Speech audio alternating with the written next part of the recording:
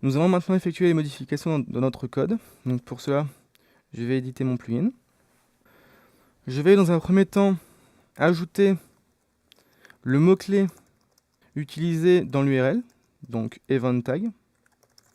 Hop, donc si je retourne dans Firefox, il s'agit de ce mot-clé là. Et cette variable, je vais l'utiliser tout au long de mon code pour savoir quel est le mot-clé à utiliser. Donc, je vais ajouter dans WordPress une taxinomie. Une taxinomie, c'est une façon de classer l'information. Donc ici, ce sera des tags d'événements. Donc je vais ajouter une action une fois que tout WordPress est prêt. Et je vais lancer la fonction event register taxonomy. Donc cette fonction est très simple. Elle comprend une fonction qui s'appelle register taxonomy, qui permet d'ajouter à WordPress une taxinomie. Donc ça permet de rajouter les tags d'événements. Je vais préciser le mot-clé grâce à ma variable globale event base tag. L'objet visé, donc ici ce sont des events, donc des événements. Et je vais passer un tableau. Ce tableau va préciser s'il est possible d'avoir une hiérarchie dans ces tags, donc ici non. Je vais préciser la fonction de callback, c'est-à-dire à chaque fois que WordPress va enregistrer les tags, il va recompter le nombre d'événements par tag et le mettre à jour le compteur. Et je vais empêcher le rewriting automatique et l'ajout de notre mot-clé dans les queries. Voilà. Alors en fait, on ne le fait pas, tout simplement parce que la fonction ne fonctionne pas. Donc par précaution, je précise false. Nous allons ajouter, comme tout à l'heure, un marqueur à WordPress.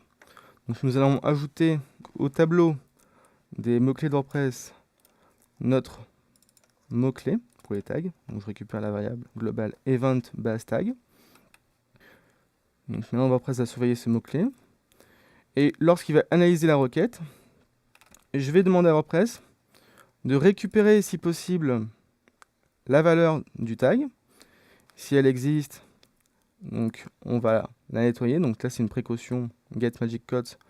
Ça dépend de votre installation PHP. On va vérifier qu'il n'y a pas de quotes dedans. Et nous allons modifier la condition.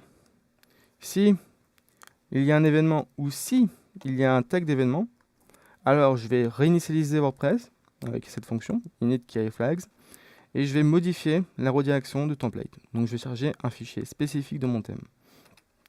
Donc j'édite la fonction event template redirect. Donc là, je fais la même condition. Si il y a un événement ou si il y a un tag d'événement, je rentre dans la condition. Si c'est un événement, alors je vais lancer le fichier event détail. Sinon, je vais lancer le fichier event tags. Hop. Et je précise pour le premier si c'est un événement. Si ce n'est pas un événement, c'est forcément un tag. Donc je vérifie que le fichier existe. Et si le fichier existe, je le lance. Sinon, je fais une erreur. Hop, je lance avec la fonction loadTemplate. Donc si je contrôle mon code, j'enregistre, je contrôle, j'actualise, et ben il y a une erreur, ligne 483, hop, ligne 483, hop, j'ai juste oublié de décommenter, je réactualise, ça fonctionne.